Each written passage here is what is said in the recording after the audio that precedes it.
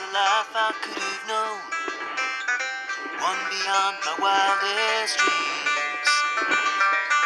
Maybe that road could have carried me to streets of gold. Things aren't always as they seem. Looking back on all the chances that I missed, some I held, some slipped away. One street over where my memories exist, I wonder what would change, I really couldn't say. In this life there's nothing certain, except the curtain that rises to the stage.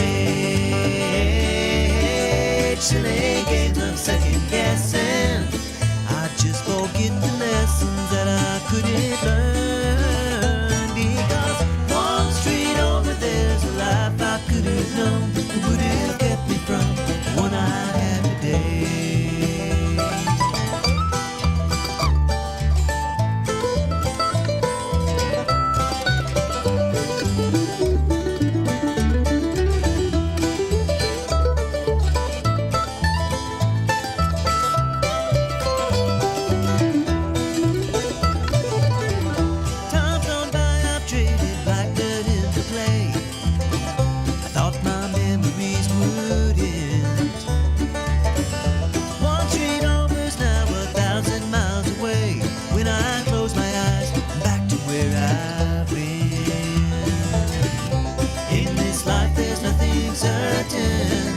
Except the curtain that rises to the stage.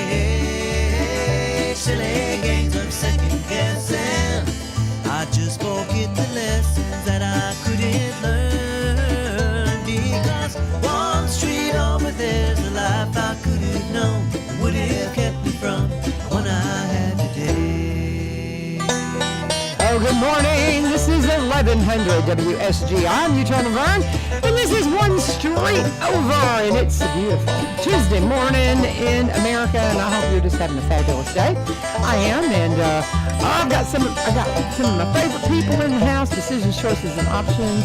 My new friend Susan, I've met once, but Joi is my sister. I feel like I've known you forever. Same. How many years have I known you now? Oh, at least 10. Yeah. Probably more than that. It's been a while. Yeah, it's been a while because I got involved with this before we got involved with the radio. And I think, because I mean, Susie is the one who introduced us. And so just so much. And this is just an incredible program. I talk to my students about it because it's in our schools in Rockland County. And everybody's going, what? Because I just like very abruptly just said hi. We've got a lot to cover. And we just want to get right to it. But thank you for joining us on the goal of this show is to let you know what's happening one street over from where you live and what's happening out there.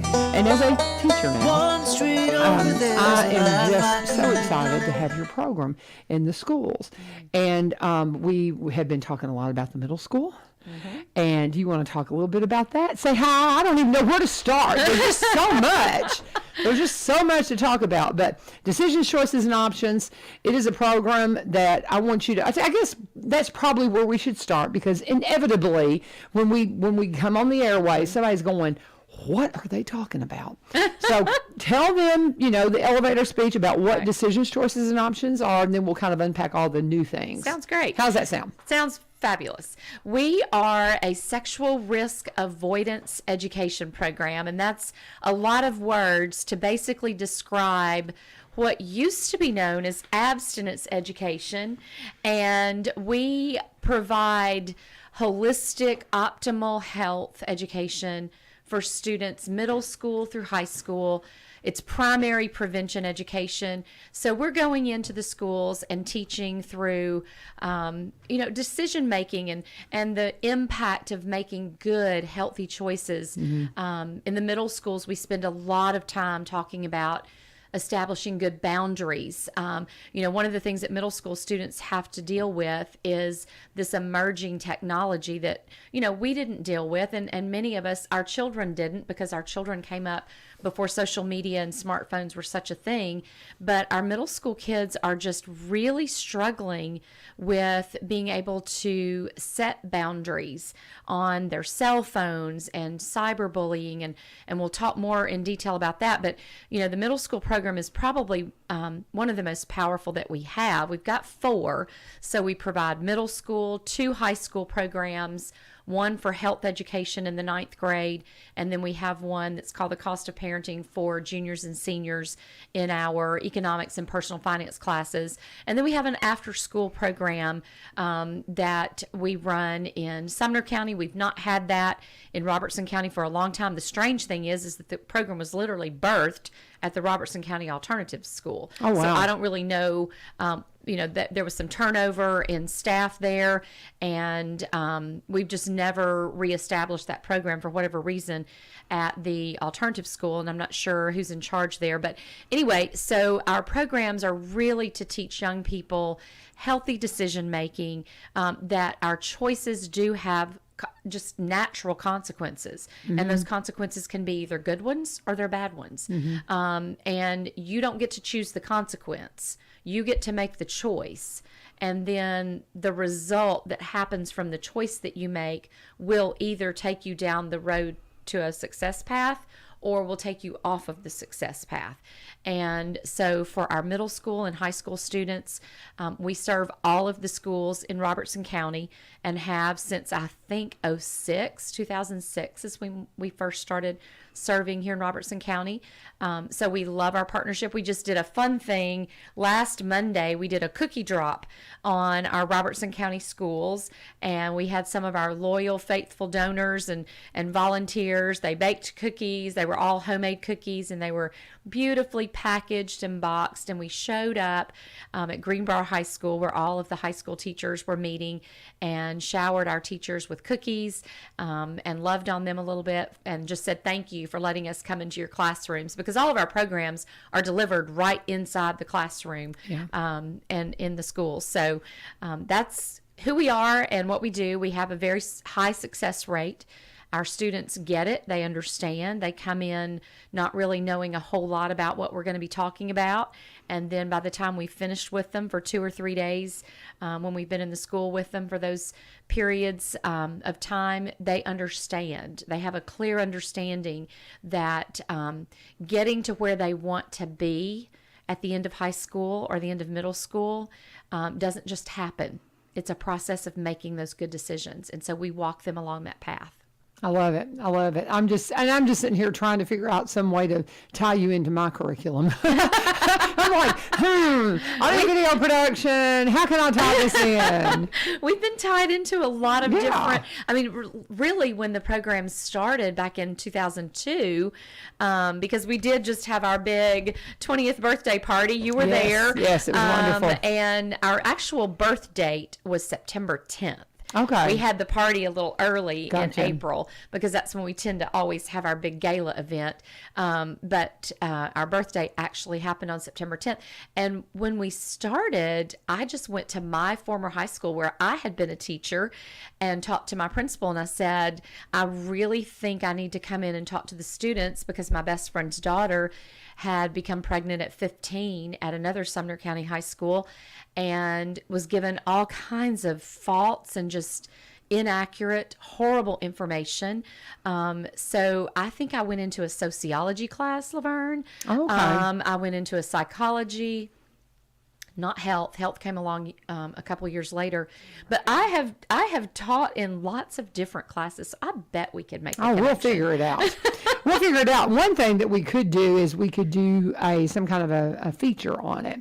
Just like my friend Charlene Sullivan just popped on here from my father's house. She and Steve came in, and we did a little story on them. Now that was the very first thing we've done, so it's very, just learning the process. Yeah. But that's something that we could do, is have you guys drop by, and we could do a feature, some kind of a little feature story on you guys. That and would be I think we awesome. absolutely could do that, and then within that context, tell the program, and the students are familiar with it. When I mention it, they're like, oh yeah, we've so they're very receptive to it. So Awesome. now let's fully introduce Suzanne, and what's going on with her, because I know you guys have restructured a little bit about how because y'all been around, you needed help. Yes. You were kind of, I mean, poor Joy, she needed help. And so what's happening with the leadership structure? I think it'd be the way to explain it. Well, I'm super excited. Suzanne Gearholt came on our staff in 2017,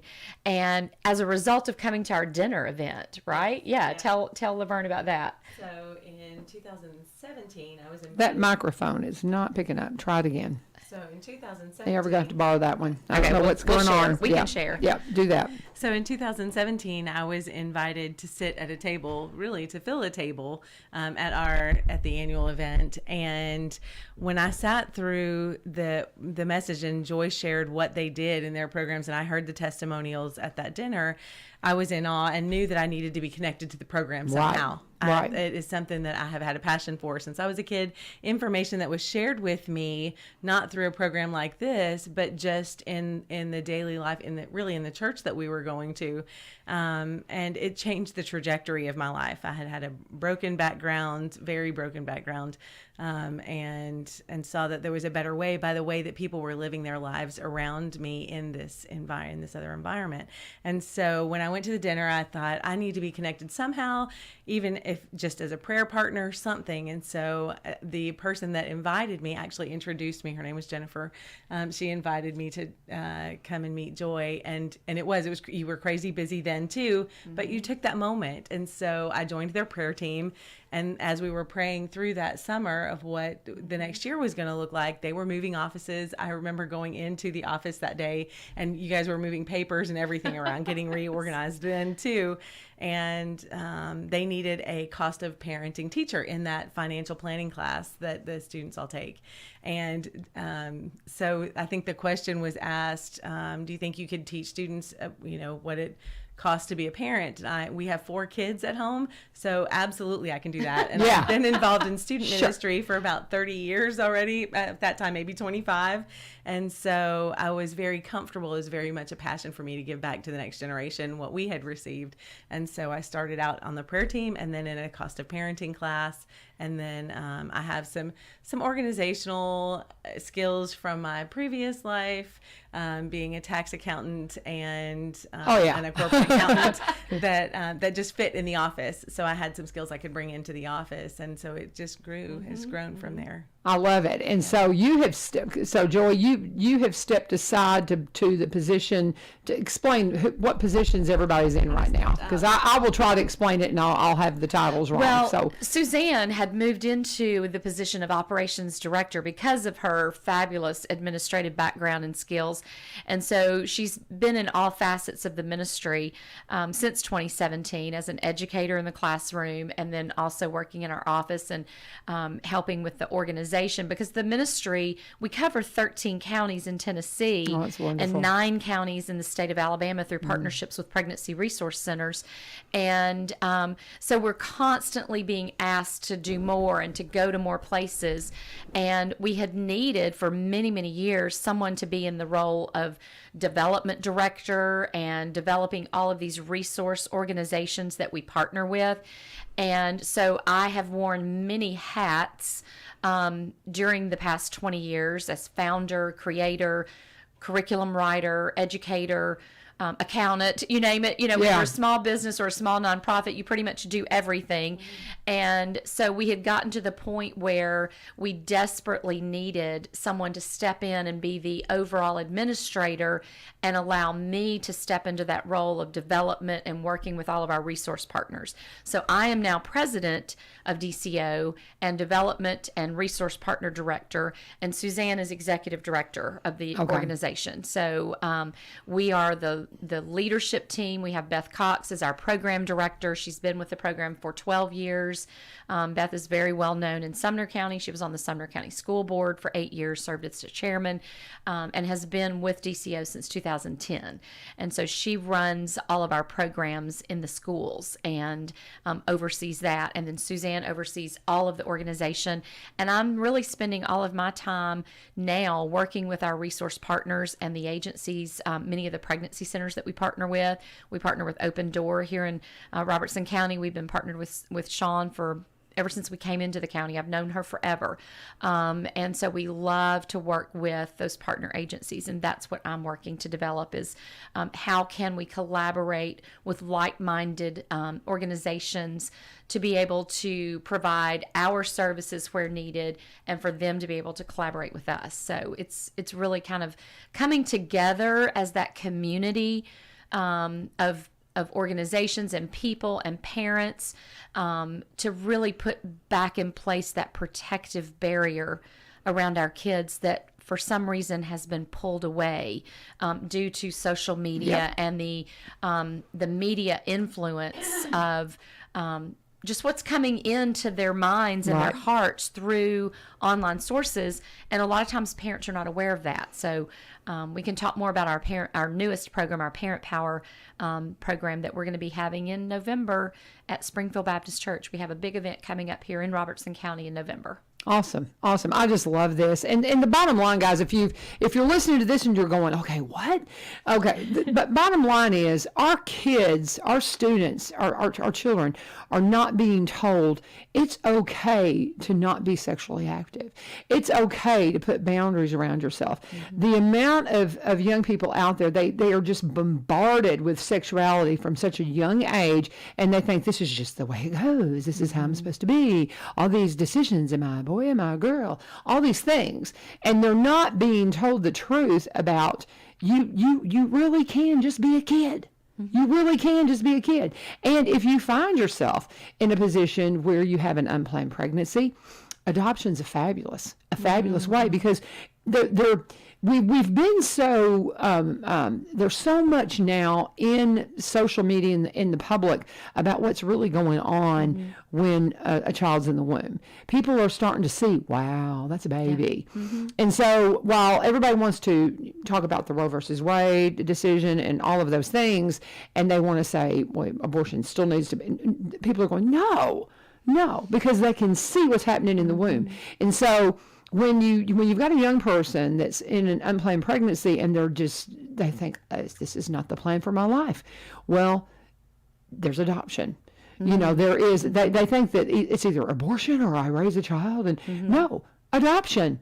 Adoption. Yes. Wouldn't you say that's a good path, Miss Joy? Well, when we first started, that was the reason that this program started, was because my best friend's daughter at 15 knew that she was not ready to be a parent. Right. And she chose adoption very early in her pregnancy.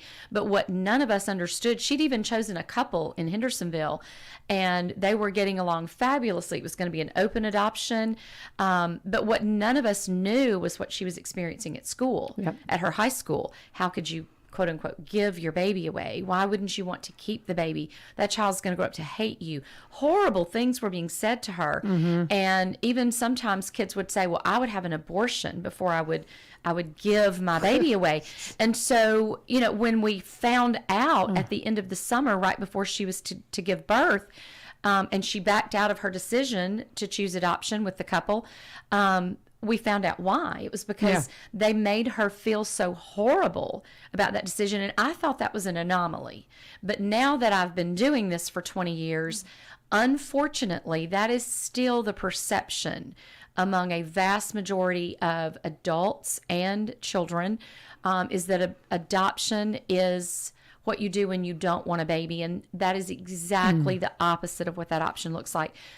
When women choose adoption, they are making the most highly loving, sacrificial decision a human ever is called to make. Right. That's putting the needs of a child ahead of your own emotions, your own feelings, and saying, I want this child to have better and more than what I can give. And almost all the time, the reason they choose adoption is because they want the child to have a married mom and dad. And all of the research from social science, psychology, every piece of research that you could find proves that the best place for a child is to be in a married mom and dad home. Yep. And so they have the best outcomes. And so adoption provides that for the birth mom. And now with everything being so open, most of the time the adoption is an open adoption. And so they have that ability to visit and see and go to birthday parties and have Christmas and in many cases, it's like this is one big family. Right. And so it's a beautiful experience for everyone involved. It's not the way it was in the 50s. And so educating students about adoption is a big part of what DCO does. And and if you don't have people in your family and people in your life that have dealt with adoption, you're just not paying attention. My sister-in-law's entire family, all 4 of those kids are adopted. I know you have your son's yes. adopted. One of my very, very best friends, she found herself, and this is many years ago. This is probably in the when was he born? She had a daughter, then she had divorced, and then she found herself an unplanned pregnancy after her divorce, and she knew she couldn't take care of another child. She put her son up for adoption. They have reconnected. I mean, you talk about a breathtakingly beautiful story. Heart-wrenching for her to do that, but it was best for him. Right. And it's been just so beautiful to watch that reconnection. And I love the open adoption concept, I think, because I know adopted kids that would like to find a little Right. bit about their history. My sweet sister-in-law, she did her DNA and found out she's like almost half Jewish. Oh, wow. Isn't that fabulous? I'm like, I'm so jealous. You're Jewish. That is so cool, you know? And I told her, I said, oh, I want to be you. That is so cool. But anyway, I digress. Talking with Joi Wasill and Suzanne, what is your last name? Gearholt.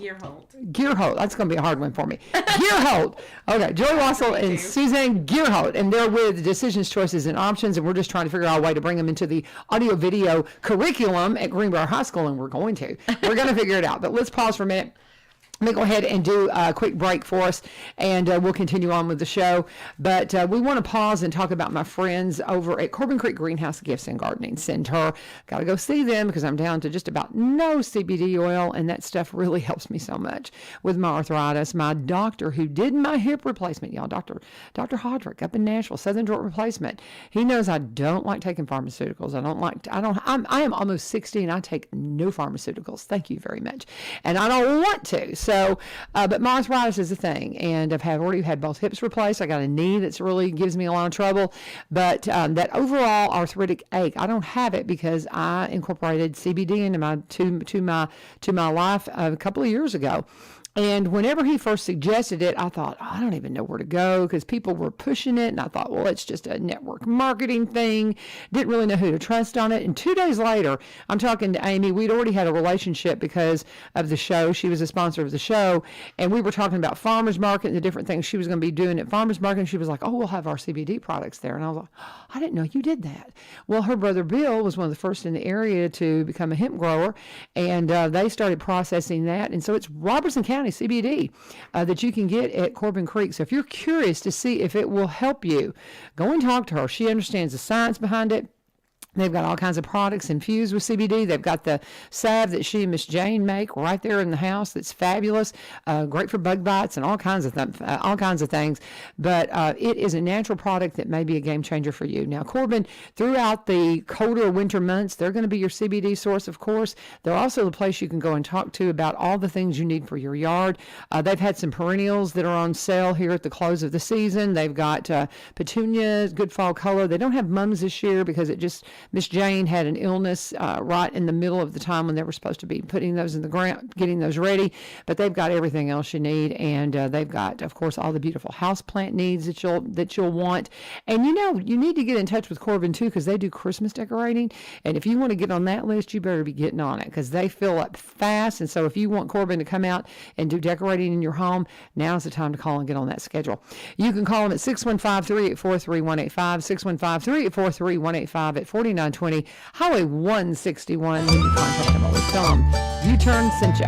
And we are here with Decisions, Choices, and Options. Absolutely one of my favorite things ever. From the moment I heard about it, I was like, I got to figure out what I'm doing to get involved in that. And the only if y'all call on me and I can't be there, it's just because something else got on the schedule before. And I mean, because otherwise I'm there. Because I know y'all had several things I wanted to do, and I was doing teaching stuff. Right. That's one thing.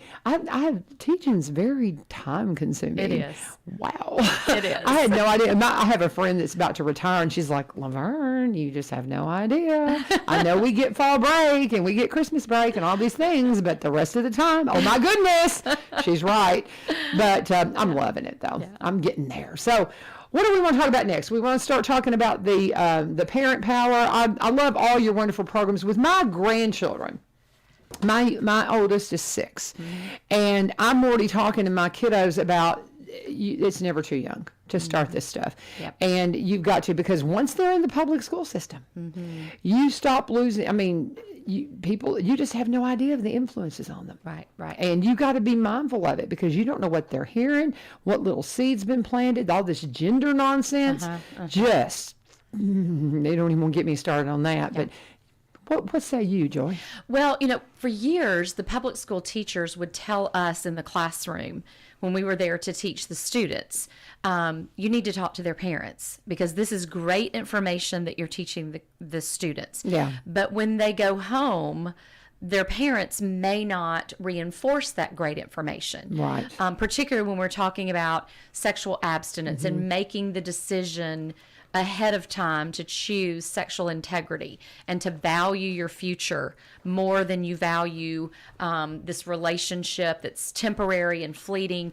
And so a lot of times parents would, offer to give the kids birth control, or if it's a guy, they give their son a box of condoms, because, the goal was always, we don't want our child to become pregnant or get someone pregnant. And so the teachers for probably the past 15 or 16 years have been telling us, you need to talk to the parents. You need to talk to the parents and explain exactly how you teach this material to their children.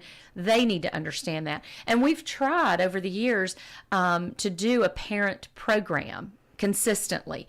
The problem has been is all of our staff is out in the schools teaching in those 13 counties. And so they're there all day from 7:30. They arrive on the campus, they get set up, and they're teaching all day generally. So it's been very difficult for us to find that right balance of having someone who can go into the churches and the communities at night after work and teach the parents. And so through COVID, we came up with several alternatives. We came up with an online program that we can provide to the parents for a small charge, and they can do education at home with their students. But then this last year, we really felt compelled that we had to seriously allocate resources to having a consistent parent power program. And so what we do is we go into the church, or we've been asked on 3 different occasions just in the last few months to do a parent power program for elementary parents. Because unfortunately, at the top of this brochure, it says, are you concerned about the negative influence of media and culture on your child? And when we ask parents what their number one concern for their children is, it's definitely the impact of media and what they're getting through that media, because it's not they're just watching cartoons and they're playing games. The other forces that are coming against our children, those organizations like Planned Parenthood, you mentioned the Roe v. Wade decision, and in Tennessee, our laws kicked in within a few weeks of that decision coming down. It doesn't mean that abortion is gone. It simply means that the laws in Tennessee and states surrounding us became a lot more restrictive. But it's still an issue. But what I've been seeing since the Roe decision is Planned Parenthood is gearing up, and they've always been the number one producer of radical comprehensive sex ed since the 1960s that goes into the schools and teaches students, condom usage and the false sense of you can have what's called safe sex. That does not exist.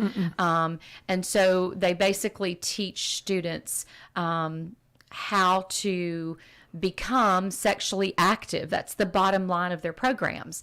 And so now that they're shut down in Tennessee and not allowed to do abortions, they have reoriented their resources. And all of those resources are targeted on the states where abortion is now restricted. And they're going to be going in lots of different ways to get our children into the mindset of abortion is necessary. And because it's not necessarily legal in Tennessee, at a certain point, then you have other options. You have other states you can go to. But they're teaching material that is so contrary. And they have all the money. They have millions and millions and millions of dollars. So literally, organizations like DCO that are going in and teaching the healthy, preventative, the values-driven, community-driven values of, waiting until marriage, and that marriage is very important in the life of a child, to save sex for marriage so that children come into that married relationship and have that stability. We're teaching the positive, they're teaching the alternative and the negative. And so they're coming in, not just necessarily into the schools, they're coming in through this right here, through the phone, and through social media. And so I want to read you some of the statistics. Predators are after our children. That's one of the things that we talk about. And when the parents come into our program, they generally have a look of fear on their face, because they all know that their kids are exposed to stuff that they were never exposed to as young children. Right. And when you think of pornography, don't think of Playboy magazine. No. That is not what we're talking about. We're talking about XXX video imagery available at the drop or the accidental spelling of a word on a phone. A child who has no boundaries around their cell phone, sharing with your child or grandchild at 6, 7, 8 years old, something that they have found. And here's just some of the statistics we share in our Parent Power program. To really, what we want parents to understand is not to scare them. They know that the world that their kids growing up in is very dangerous. We want them to understand how to put protection back in place around that child's heart, mind, and what they're seeing. And so here's some of the statistics. As many as, these are FBI statistics, as many as 500,000 predators are on the internet daily. Every day. 1 in 25 children will be manipulated into physical contact with a predator within a year. 1 in 25? 1 in 25. That's 1 in 4. Children ages 12 to 15 are the most targeted by online predators. 82% of the predators are male.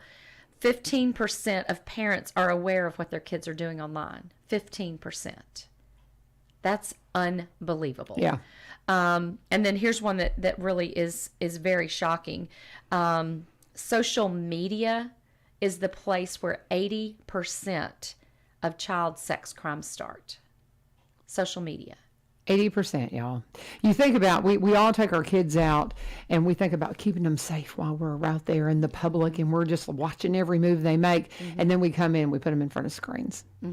80% get started there. One of the stark things that you just said too that just kind of flew up a flag with me, I'm involved with Celebrate Recovery. And so we hear all the time, one of the biggest things that people are struggling with is addiction to pornography. And people that are in my age group and probably 20 years younger, they all talk about it starting with finding a magazine or something, or I found somebody's such and such, and then that drove me into this, and then and they talk about how, think about the availability of pornography now and what we are facing when in another 20 years when these young people grow up. Oh my goodness, because of the devastation, just that, what it's done to personal relationships is incredible. Yes. And as soon as you said that, I thought, oh yeah, you can't get it under your older brother's bed anymore. You find it laying everywhere. Right. Everywhere. One of the ministries that we collaborate with is called Awaken Recovery Ministry, and it started 20 years ago by a gentleman who was a worship leader at a church, and he was addicted to pornography and walked through the recovery process and found healing and restoration. And so he began a ministry, and at that particular time, 20 years ago, they predominantly worked with adults. And now they're working mostly with teenagers and children. It's incredible. I have a friend who's a counselor in Hendersonville, and she's working with a 6-year-old girl who is addicted to pornography right now. And the thing that Greg from Awaken Recovery Ministries shares with parents, he does a program that we're going to add into our resources page on our website. He does this program with parents. It's about 20 minutes long, and he really goes into the schools and talks to the parents. And it's about the neurotransmitters in the brain, because when dopamine is released, when we see something and there's that high level of excitability and the dopamine reaction, and that literally rewires the brain of a child in a way that it doesn't affect an adult.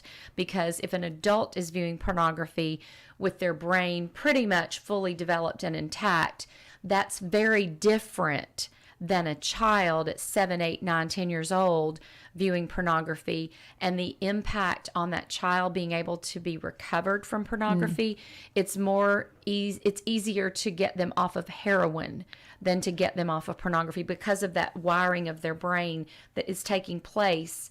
Their brains are not fully developed until they're 22, 23. And so if you're talking about 10 or 12 years of pornography exposure during childhood, that's a lot of damage to the brain development of a child. And so it's just a very, very serious thing. And parents need to really have a wake-up call. The teachers in elementary school are screaming for parents to please stop giving children smartphones. We promote through these parent power programs, ways to protect your child. And one of those is a program called Wait Until 8th. And it's a great thing that some moms in Texas started. They were just seeing all kinds of bullying and damage to their daughters, particularly mental health, and just they were always walking around like this, and they never took their eyes off of their phone. And so they started a program called Wait Until 8th. And it's basically you sign a pledge that you're not going to give your child a smartphone until at least 8th grade. Yeah. And you're not going to allow them to be on social media until age 16. Yeah. And if you do that, you're going to protect that child from so much cyberbullying and just emotional stress. I mean, when you have 3rd grade teachers telling us and asking us to come and do our Parent Power program at an elementary school. We're going to one in October. We just did one a few weeks ago. We did one in May. We did one in February. We're going into middle schools and elementary schools talking to parents about why it's so important for that child not to have access on any device to unfiltered internet. It just cannot happen. Yeah. And parents have got to understand what their children are accessing. And they don't even realize that it's just there with a click of a button. And they think, well, TikTok, it's the thing. And there is so much out there on TikTok and Snapchat. And those are the two that have the most predatorial practices of any of the social media apps. And like I said, with 80% of all child sex crimes originating from social media, and we're just allowing it to happen.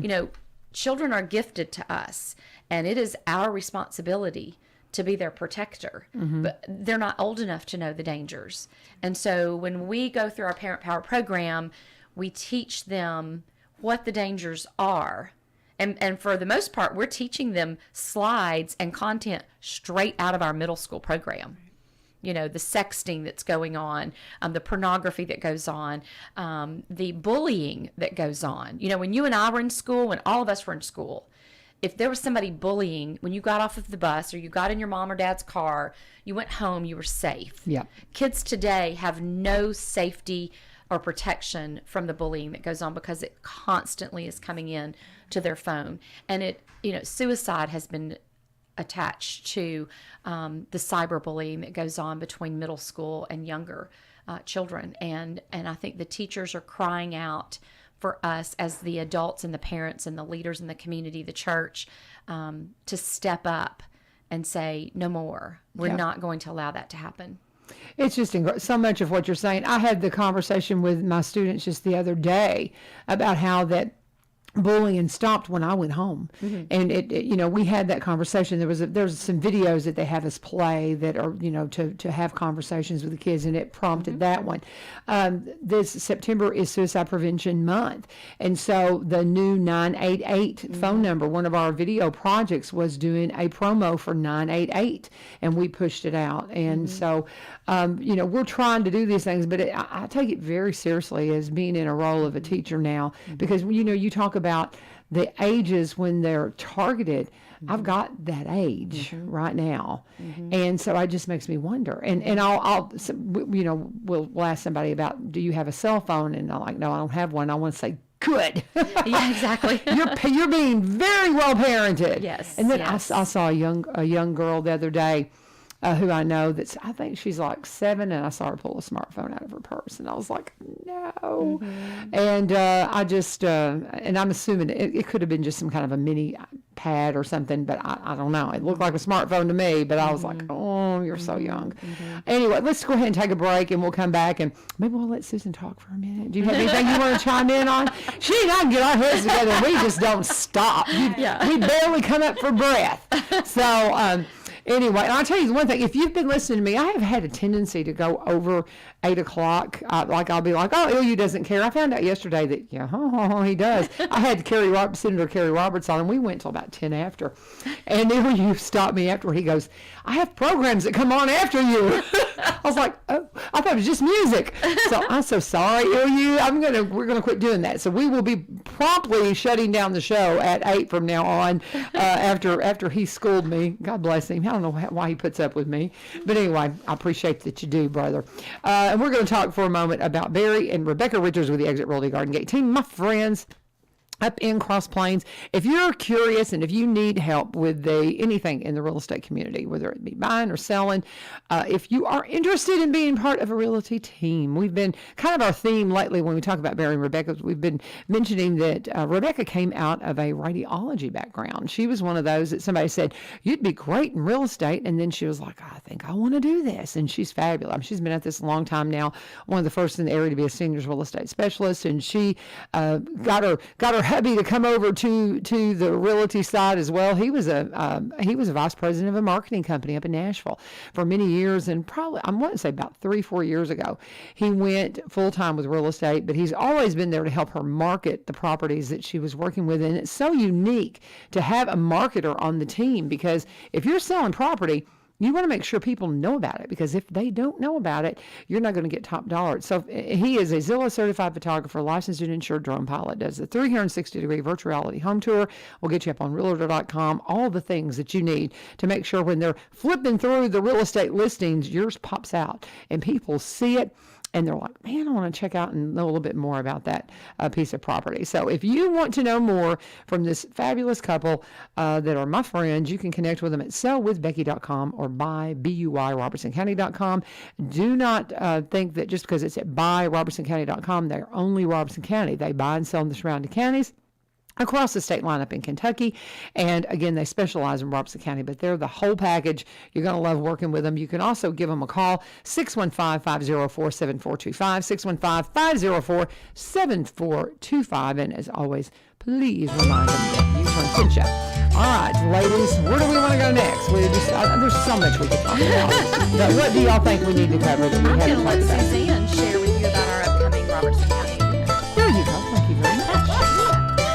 So we just heard yesterday, we nailed down the location at Springfield Baptist Church on November the 6th. We're having a Parent Power annual. This is a fundraising event for us, but this is our opportunity to really showcase the Parent Power program that we're working on developing.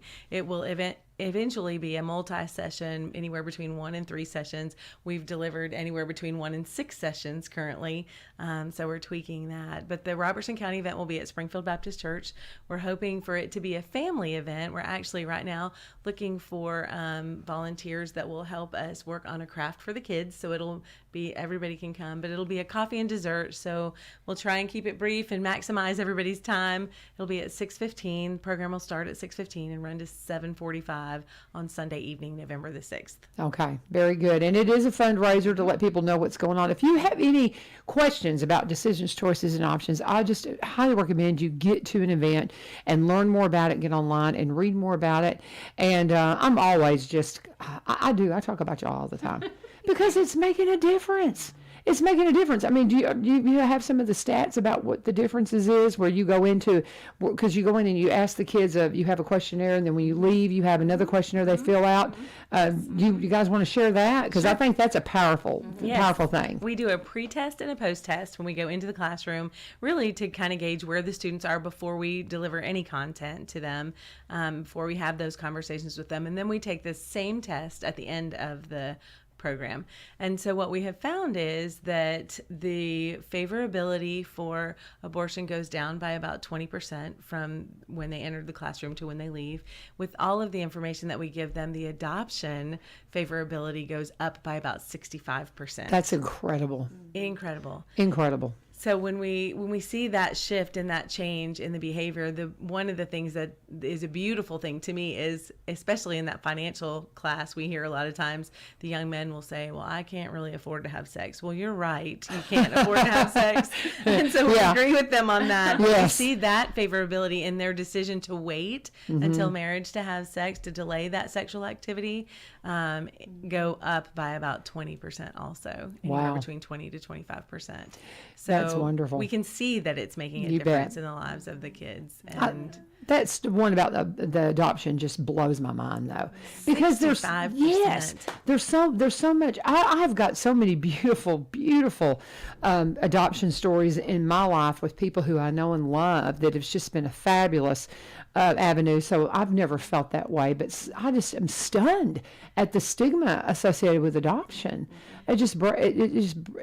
It's breathtaking to me. It is. And we have a place on the back side of the survey where they can write in some answers, because that's where we really get good content about what's going on in their hearts and minds. Yeah. And they'll say most often, thank you for coming in and sharing the facts about all of these choices. They're all really hard, but I can see how one is better for the child than all of the others. And for that teen parent, it will in the long run be better for them as well. And so we just see kids really absorbing that information and being thankful. One of them said, nobody's ever told me this information before. And parents are busy. We have, even in 2-parent homes, we have working parents. People are tired when they come home. There's a lot of information to take in on this internet that we all have access to now. And so being able to have that conversation in the classroom, and now being able to go in and equip parents, we really can put all of the protective factors around our kids and all be sharing the same message with them, and they'll hear it even better. If we can make a 65% difference in attitude in a 3-session classroom, how big of a difference can we make in this world if we're all saying the same things to our kids? Amen. I just love it. And Susie Susie Allen is on here, and she says that there's no state grants for DCO, and so it's no state grants. And you want to talk to that, Joy? I will. Yeah. In 2016, we were encouraged by a good friend in state government to apply for abstinence education grant funding. Right. And we did. We received the grant, and for the past 6 years, we had been receiving about $100,000 a year in grant funding. And in January, we learned that they were going to be requiring us to collect information that we did not feel was appropriate. It felt more like data mining, and it had to do with gender fluidity. And instead of having on the survey just male and female for gender, we were going to be required to list a lot of different alternatives. And for lots of reasons, that was just the icing on the cake. We could not with integrity or alignment with our values, we could not go forward. So as of September 30th, just 4 days from now, we will no longer be under that grant funding. So we walked away. We chose to walk away from $100,000 in revenue because it's that important to us that we stay true to accurate medical scientific information and to provide only truth and facts to students in the classroom. And so we are just trusting that the communities are going to rally around what we do, and that the churches in the community and the businesses in the community are going to support what we do and see the value of having children that have grown up learning self-regulation and the skills that they need to become good employees someday. Because, as a teacher, that's what I saw. Part of my job was to not only teach them the material and the content, but to develop the skills in them that they were going to need, not only in their job, but in their relationships. I mean, if you have no self-regulation and no delayed gratification skills, if you have to have what you want immediately all the time, that is not going to be a healthy adult. And so when we take away those that ability for them to learn that, then we have poor quality employees, poor quality parents, poor quality community members. And so the businesses actually in our community, when we go speak at the Chamber of Commerce and other places, we really talk a lot about what type of employee do you need? What type of community leaders do we need? What type of parents do we need leading in the next decade or two? Well, they're sitting in classrooms right now. Yeah. And so it's our responsibility to teach them those life skills that they're going to need and to partner with their parents. And like Suzanne said, now we have a great opportunity for the church and the community and the parents and the schools for us to all come together and create that protective boundary around our kids so that they do have the ability to learn these concepts. And so it's just really important to us that we're able to generate support from the community, from Robertson County. And this event that we're having on November 6th, we started it in 2019 because for many years, Sumner County donors paid for the entire DCO program in all of the counties that we were serving in. And so we wanted not only to be able to share what we're doing so that people on the ground in the county where we're teaching can get involved, we wanted to be able to grow and to continue providing our resources and our programs in the schools. And it's very difficult to do that when one county is financing all 13 counties. Mm-hmm. And we've had to tell counties that we couldn't come because we don't have any financial support in that area. And so this grant was covering our South Tennessee counties. We're in Wayne, Giles, and Lawrence County, down along the Alabama border. We're in Coffee, Grundy, Moore, and the Tullahoma area. So that grant fully covered the cost of our programs down there. So we're having an event in Coffee County in February, and we have some donors. We've been able to grow a donor base there. And thankfully, with our first event here in Robertson County in 2019, we've been able to grow a donor base here. So we would love for everyone that's listening to come to the event at Springfield Baptist on November 6th. Bring a friend. You can go to our website, dcoinc.org, and there will be an invitation with a QR code where you can just scan it with your phone, and you can be registered for the event. And our food is going to be phenomenal. It's not a dinner because people don't like to spend the kind of time, that you have to do with a dinner. So we're doing dessert, coffee, cider, hot cocoa, but our desserts are being provided by Chef's Market in Goodlettsville. Yeah. So it's going to be a yummy night of dessert, and we're going to debut our Parent Power program. We're going to have local Robertson County folks speaking from from the platform. And if you are available on that night, we'd love to have you. I know you've got possibly a conflict, but we'd love to have you there. So we're going to have local folks talking and sharing about the DCO programs in the schools. If I can possibly be there, I will be. That's CMA week, and my husband and I always work on the CMA awards. I know. And so that's just one of those things. And we're going to be limited on how much we can work because of the work we do in the school system now, because I can't. Normally, I take vacation that week, and I just go and work for the CMAs. But nonetheless, I'll have to, because I would love to be there. I just have so much that I want people to understand. Number one, people are always, because I was involved in politics for so long, and I've really checked out of that, guys. And I was talking to Senator Kerry Roberts yesterday. I said, I do not see God pulling me back into politics. He may, but I get the question because of my political, ties. What can we do to make a difference? What can we do to make a difference? And I get that in the church as well, because I work in ministry part-time still. But this is what you can do to make a difference. This is making a difference from the right at the core of, your kids, our students. I think about the things that maybe the paths I didn't really want my children to go down. Where it started was in school, because they weren't getting it at home. And my kids went to Christian school. So, but it's everywhere. I can remember one of my children, I'm not going to say which one because I don't want to embarrass him. They're all grown men now and he'd kill me. But this is prior to cell phones, but this is when they had some kind of a little thing that they could put games on, and it was, I don't know if it was a Game Boy or what, but they could download stuff too. And little stinker, he left it sitting somewhere in the house, and I picked it up and I was like, oh, what he had downloaded, some very pornographic images, and I'm like, how in the world did you do this, and what? I was so shocked, because I thought that I had put up all these boundaries, and this wasn't even in smartphone days, guys. This was when they had, I don't know how he did it. To this day, I'm not really sure what he did and how he got those images.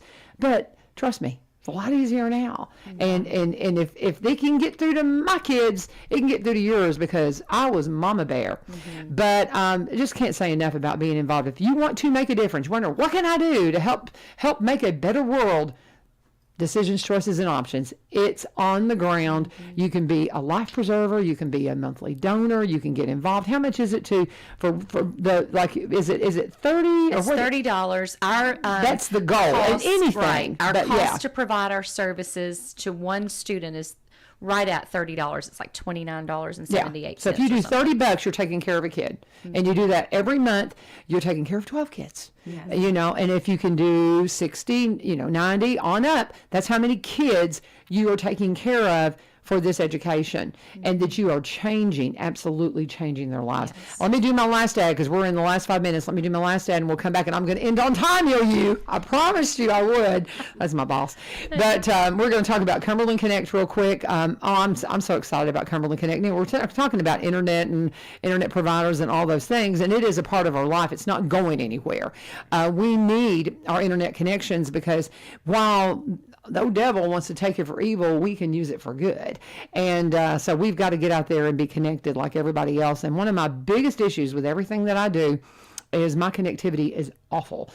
I'm one of those that has not had good internet, and I am ready for it. And if you are a Cumberland Electric customer, you are going to have access to Cumberland Connect, and they're on my road now. They put up the utility towers the other day, the utility poles the other day, that will support the system coming in.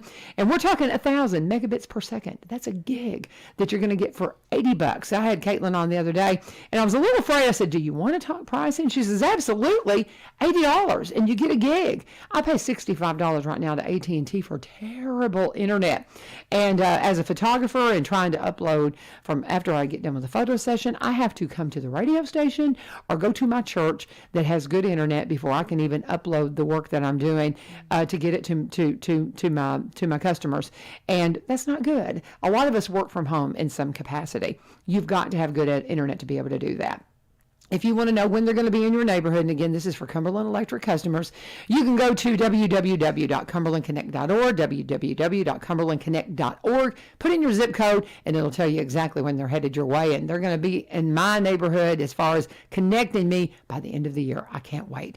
Go and check with them today and find out more, and be sure and tell them that you joined Cincha. Let's wrap it up, ladies.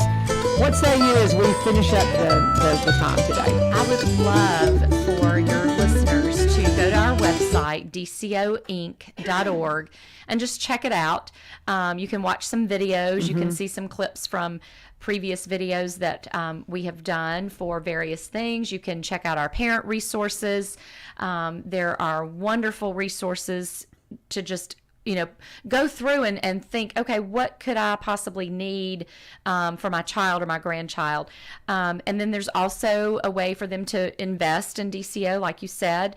There's a donate button, and thank you so much for your faithful support of DCO. I wish I could do more. Well, you are doing a lot, Laverne, and we so appreciate you. She's a life preserver and Yes, is I a am. monthly donor, and that provides sustaining income to us throughout the year. So we so appreciate that. And then please check out the event invitation once it's uploaded later today to our website about the November 6th event, because we really would like to pack that house out and bring your neighbors, your friends, your grandparents, your parents. It's going to be a community event, and we want people to really feel that we are coming together in agreement that our children need to be protected, and what can we do to do that. And we're just looking forward to it. It's going to be a lot of fun, and we love serving in Robertson County Schools, and we're so grateful for the opportunity to be able to impact the students here. That's the only reason we exist. Amen. Amen. It was just answer to a call on your spirit. Just big time. And thank you and praise you, sister, for answering that call. Thank you. Absolutely. And Suzanne, it's so good to see you again. And we're going to get to know each other better and better. Yes. And thank you so much, you guys. Anytime y'all need anything, doors always open. Thank y'all for coming in. And we will be promoting this November 6th event because I know David really well. So we'll have Dr. David Evans in here talking about it as well. And we just appreciate all the time that y'all spend with us here on One Street Over. Thank you for joining us. Tomorrow, Aaron Slate will be in here. And we'll be talking about some of the things going on in the financial market. But God bless you guys. Have a wonderful day. This is 1100 WSGR. Ron Jordan with your local news.